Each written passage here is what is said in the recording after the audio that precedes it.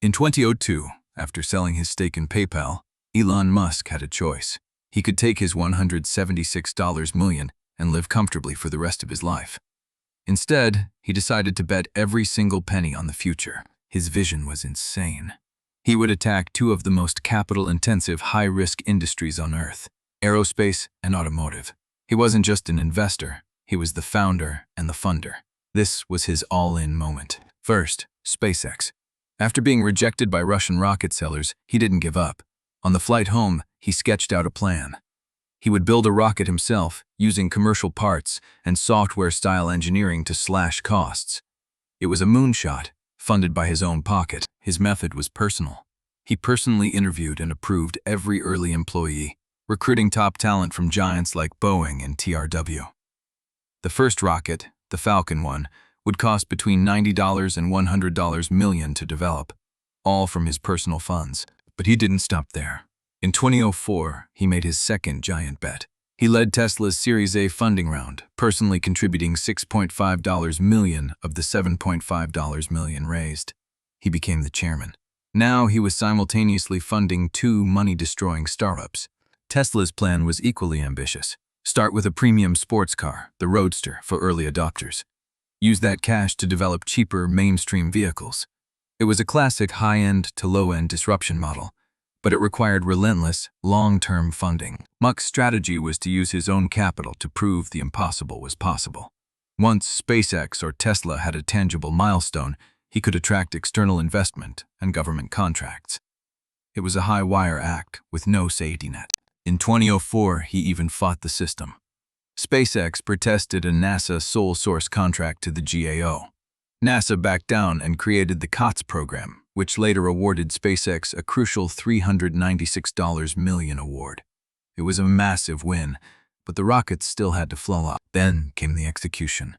In 2006, SpaceX's Falcon 1 failed its first launch. That's a normal part of rocket development, but it was a huge hit to Musk's personal capital.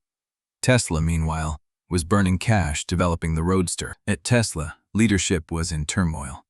In August 2007, the board, led by Musk, asked co-founder Martin Eberhard to step down as CEO.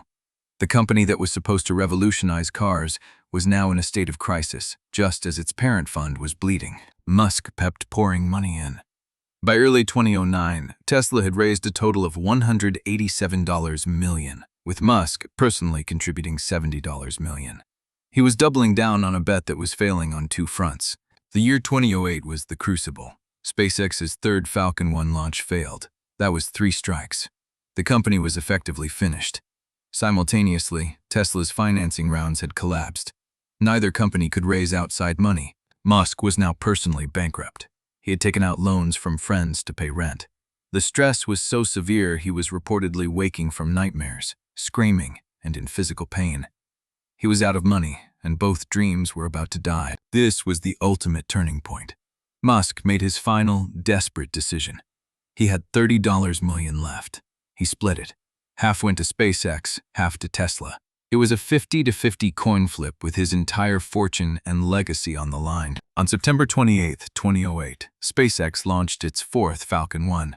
The first 3 had all exploded. If this one failed, it was game over for the rocket company. The world watched as it reached orbit. It was a success, the first privately developed liquid-fueled rocket to reach orbit. But it wasn't a financial rescue. That came 3 months later. In December 2008, NASA awarded SpaceX a $1.6 billion contract for cargo resupply to the International Space Station. This contract saved SpaceX from bankruptcy. It proved the business model worked. Gwynne Shotwell, who negotiated the deal, was promoted to president. But Tesla was still on the brink. Musk took direct control. In October 2008, he ousted the CEO of Tesla and took over himself. He was now the full-time leader of 2 companies he had personally saved from the brink, using the last of his money. With SpaceX secure, Tesla finally got its lifeline.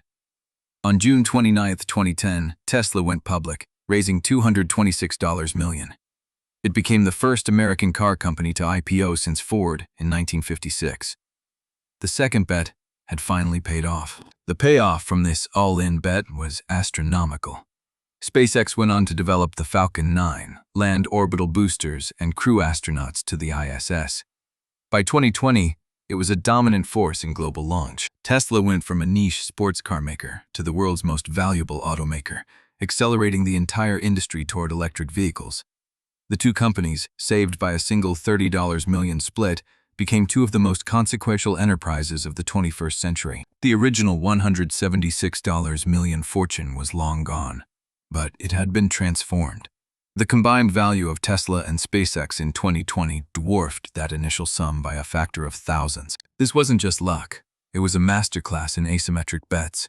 Musk used personal capital to buy optionality, to prove concepts that venture capitalists deemed impossible. He absorbed all the risk to capture all the reward. The lesson for business is stark.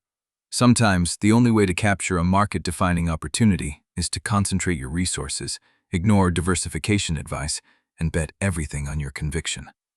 The near failure was the feature, not the bug. It forced a level of focus and desperation that created insurmountable first-mover advantages. Musk didn't just invest his money, he invested his life. He split his last $30 million between two dying companies and bet on himself. That decision in 2008 didn't just save two startups, it shaped the future of transportation and space.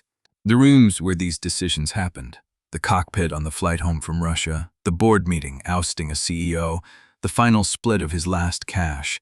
These are where empires are built or broken, not by spreadsheets, but by singular, terrifying conviction.